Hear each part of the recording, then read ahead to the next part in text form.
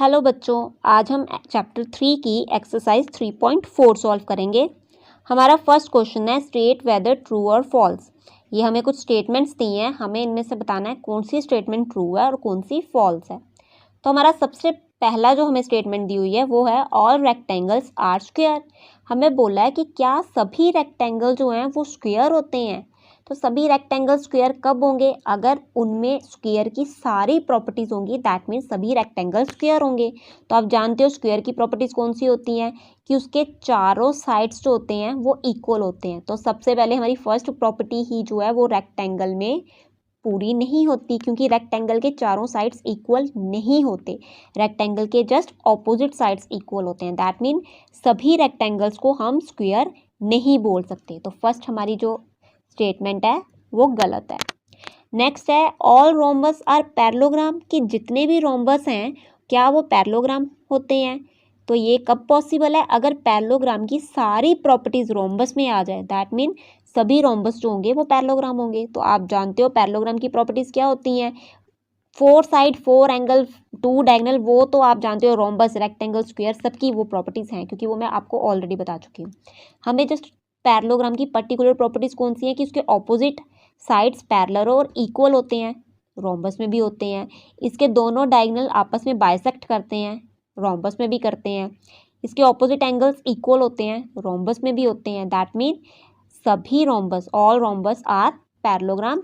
ये हमारी statement true है। Next all squares are rhombus and also rectangle, कि जितने भी स्क्वायर होते हैं वो सभी रोम्बस होंगे और रेक्टेंगल भी हो सकते हैं। कि कोई अगर एक स्क्वायर है उसको हम रोम्बस भी बोल सकते हैं, रेक्टेंगल भी बोल सकते हैं। तो ये किस केस में होगा पॉसिबल? अगर इन दोनों की प्रॉपर्टीज इसमें आती हो।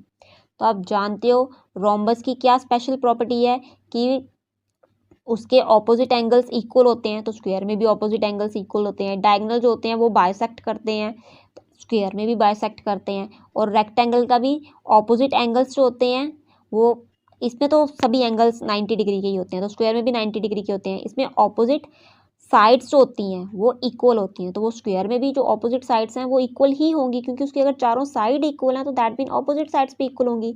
डायगोनल्स जो हैं रेक्टेंगल में बाइसेक्ट करते हैं और स्क्वायर में भी बाइसेक्ट करते हैं। दैट मीन स्क्वायर में इन दोनों की सभी प्रॉपर्टीज आती हैं। तो ये स्टेटमेंट ट्रू है कि जितने भी स्क्वायर होंगे उनको हम रोम्बस या रेक्टेंगल भी बोल सकते हैं। तो यहाँ पे आ जाएगा ट्रू। नेक्स्ट हमें दिया हुआ statement all squares are not parallelogram, कि जितने भी स्क्वायर होते हैं सारे स्क्वायर वो पैरेललोग्राम नहीं होते हैं। तो क्या ऐसा पॉसिबल है? आप जानते हो जो स्क्वायर है वो पैरेललोग्राम की ही एक काइंड है। दैट मीन जितने भी स्क्वायर होंगे वो पैरेललोग्राम होंगे। क्यों? क्योंकि पैरेललोग्राम की सारी प्रॉपर्टी स्क्वायर में आती है। पैरेललोग्राम में ऑपोजिट एंगल्स जो होते हैं वो इक्वल होते हैं, ऑपोजिट साइड्स जो होती हैं वो पैरेलल और इक्वल होती हैं, और स्क्वायर में भी ये सारी प्रॉपर्टीज आती हैं। तो दैट मीन ये हमें जो स्टेटमेंट दी है ये गलत है।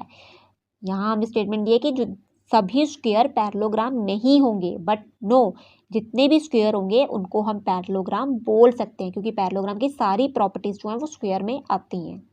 Next all kinds are rhombus, कि जितने भी काइट होंगे वो रोम्बस होंगे। तो ये किस केस में पॉसिबल है? अगर रोम्बस की सारी प्रॉपर्टीज काइट में आती हों। तो रोम्बस की सबसे पहली प्रॉपर्टी, इसके ऑपोजिट जो साइड्स होती हैं वो इक्वल होती हैं, और काइट में ऑपोजिट साइड्स इक्वल नहीं होती। इसमें जो इसकी एडजेसेंट साइड्स होती हैं वो इक्वल होती हैं। दैट मीन पहली प्रॉपर्टी दोनों में चेंज है। यहाँ पे ऑपोजिट साइड्स जो होती हैं वो इक्वल होती हैं और इसमें ऑपोजिट साइड्स इक्वल नहीं होती हैं। तो दैट मीन ये स्टेटमेंट जो है वो फॉल्स है। Next all rhombus are kite, जितने भी रोम्बस हैं वो काइट होंगे। तो क्या ये स्टेटमेंट ट्रू है? It's true. क्यों? क्योंकि काइट का आप जानते हो कि इसमें एडजेसेंट साइड्स जो होंगी वो इक्वल होंगी। तो रोम्बस में एडजेसेंट साइड्स जो होंगी वो इक्वल होंगी, क्योंकि उसकी चारों साइड्स ही इक्वल होती हैं। दैट मीन उसकी जो एडजेसेंट साइड्स होगी वो भी इक्वल होगी। तो ये सभी रोम्बस को हम काइट बोल सकते हैं।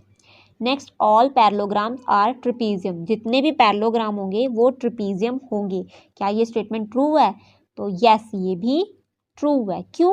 क्योंकि ट्रिपीजियम की कौन सी एक स्पेशल प्रॉपर्टी है कि ट्रिपीजियम का one pair of opposite side parallel होता है। तो पैरेललोग्राम में two pair of opposite sides parallel हो गया, दैट मीन एक पेयर तो ट्रिपीजियम में कम से कम एक पेयर जो है वो पैरेलल होना चाहिए। तो पैरेललोग्राम में एक पेयर तो पैरेलल होता ही है, आप जानते हो। वैसे दो पैरेलल होते हैं बट एक कम से कम ट्रिपीजियम होने के लिए एक तो होना चाहिए पैरेलल। तो दैट मीन पैरेललोग्राम में इसकी ये वाली प्रॉपर्टी आती है, तो यहाँ पर भी ये स्टेटमेंट ट्रू है। Next, all squares are trapezium, सभी स्क्वेयर जो हैं वो ट्रिपीजियम है। यस, ट्रिपीजियम की वही प्रॉपर्टी कि ऑपोजिट साइड्स जो होंगे वो क्या होंगे? पैरेलल होंगे। One pair of opposite sides जो है वो पैरेलल होंगे। तो स्क्वायर के केस में भी सेम होता है, आप जानते हो। ये स्क्वायर है तो इसका one pair of opposite sides parallel ही होगा। वैसे तो ये चारों ही, ये दोनों भी आपस में पैरेलल होंगे बट वन पेयर जरूरी होना चाहिए ट्रिपीजियम के।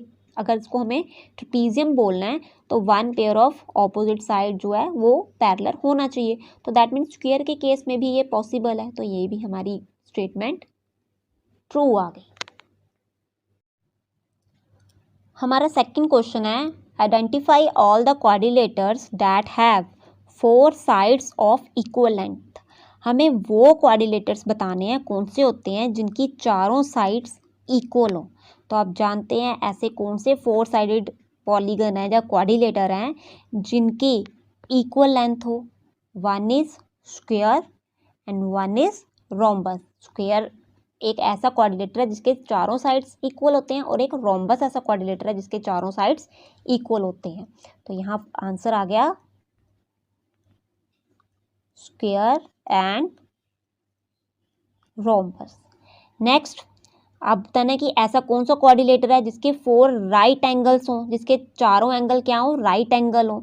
तो आप जानते हो कौन सी क्वाड्रिलेटर के चारों एंगल राइट एंगल होंगे? राइट एंगल मीन 90 डिग्री के होंगे। Yes, square and rectangle. ये हमारा सेकंड क्वेश्चन हो गया। नाउ हमारा थर्ड क्वेश्चन है, explain how a square is a quadrilateral. कि एक स्क्वायर जो है वो क्वाड्रिलेटर कैसे हो सकता है। एक स्क्वायर को हम क्वाड्रिलेटर कब बोलेंगे? जब उसकी फोर साइड्स होंगी, फोर एंगल होंगे और टू डायगोनल होंगे। आप जानते हो कि स्क्वायर में ये सब कुछ होता है। तो explain how a square is a quadrilateral, because एक स्क्वायर को क्वाड्रिलेटर क्यों बोलते हैं? Because a square have four sides, क्योंकि एक स्क्वायर की फोर साइड्स होती हैं इसलिए उसको क्वाड्रिलेटर बोलते हैं। अगर उसकी फोर साइड्स हैं तो उसके फोर एंगल भी होंगे और टू डायगोनल भी होंगे। नेक्स्ट, एक स्क्वायर को हम पैरेललोग्राम क्यों बोलते हैं? क्योंकि स्क्वायर के ऑपोजिट एंगल्स जो होंगे वो क्या होंगे? ऑपोजिट साइड्स जो होंगे वो पैरेलल होंगे और इक्वल होंगे और ऑपोजिट एंगल क्या होंगे? वो भी इक्वल होंगे। तो ये आ गया because its opposite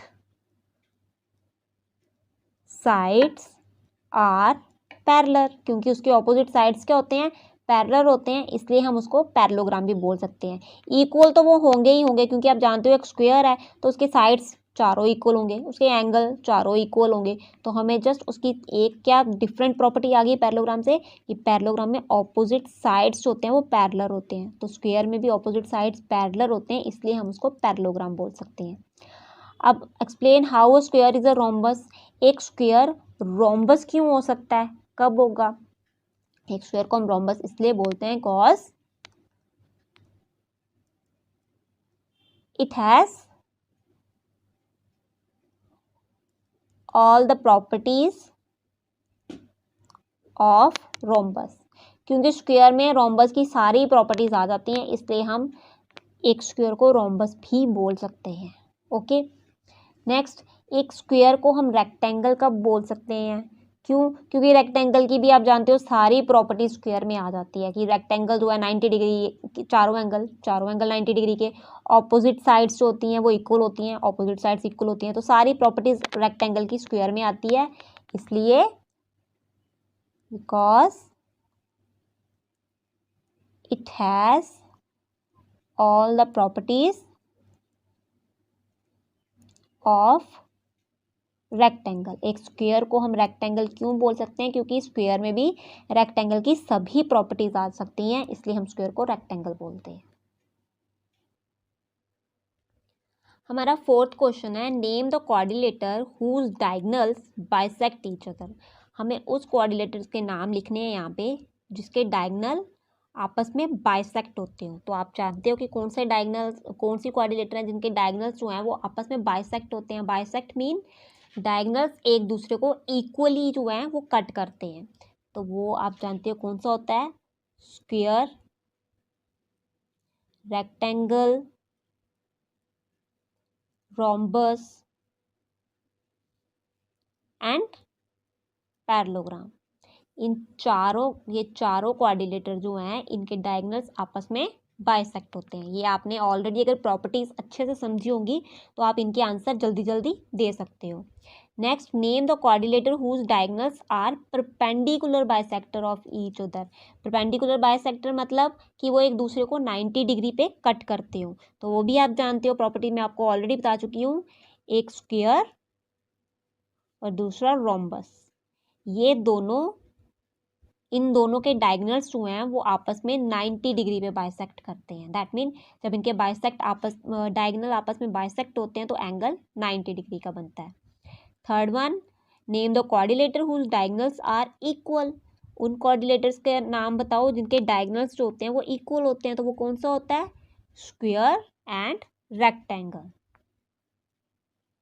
square and rectangle, इन दोनों के डायगोनल्स हमेशा इक्वल होते हैं।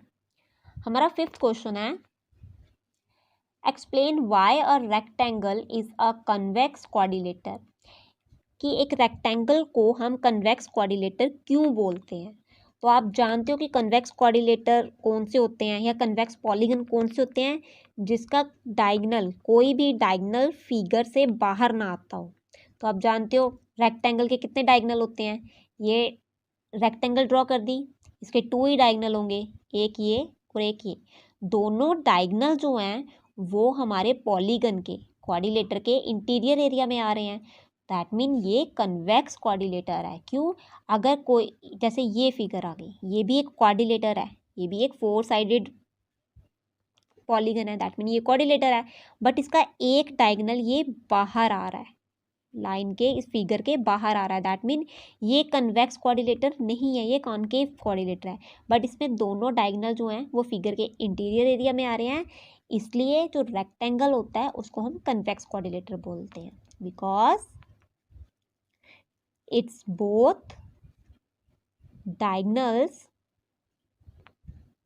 लाई इन इट्स इंटीरियर। क्योंकि उसके दोनों डायगोनल जो हैं वो उसके इंटीरियर एरिया में आते हैं, इसलिए हम रेक्टेंगल को कॉन्वेक्स कोऑर्डिनेटर बोलते हैं। हमारा 6 क्वेश्चन, इस एक्सरसाइज का हमारा लास्ट क्वेश्चन है, ABC is a right angle triangle and O is the midpoint of the side opposite to the right angle। ABC हमारी एक राइट एंगल ट्रायंगल है और O जो है वो एक मिड पॉइंट है राइट एंगल के ऑपोजिट साइड पे। तो हमें बताना है, explain Y O is equal distance from A B and C. हमें बताना है कि जो ओ है वो ए बी और सी से इक्वल डिस्टेंस पर क्यों है। तो हमें ये चीज़ प्रूव करनी है।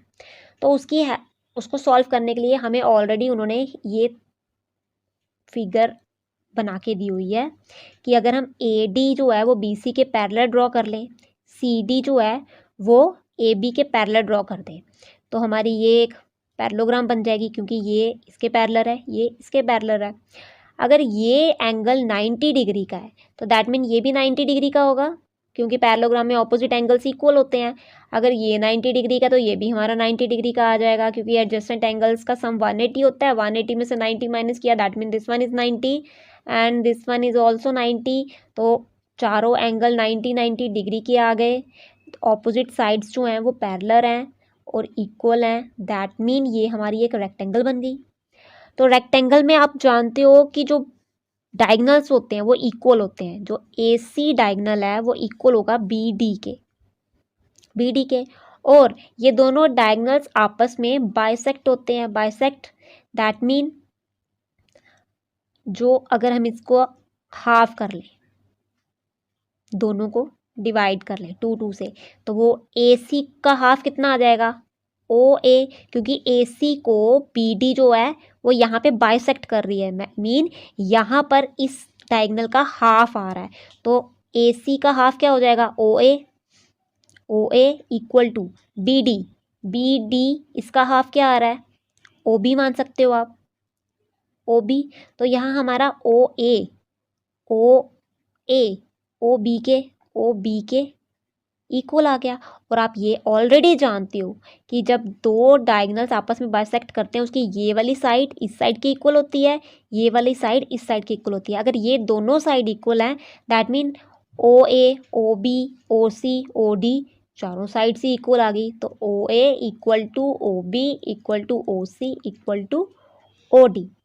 तो ये हमारा प्रूव हो गया यहाँ पे कि ये O जो है वो OA OB OC और OD भी ये हमारा इक्वल डिस्टेंस होगा। O जो है इन चारों पॉइंट्स के इक्वल डिस्टेंस होगा। क्यों? क्योंकि ये एक रेक्टेंगल है, रेक्टेंगल के डायगोनल्स आपस में बाइसेक्ट होते हैं। अगर ये बाइसेक्ट होते हैं दैट मीन OA जो है वो OC के इक्वल होगा। OA जो है वो OC के ऑलरेडी हमें इक्वल दिया हुआ है। OB हमारा OD के इक्वल होगा, ये भी ऑलरेडी दिया हुआ है। और OA को हमने OB के इक्वल प्रूव कर लिया।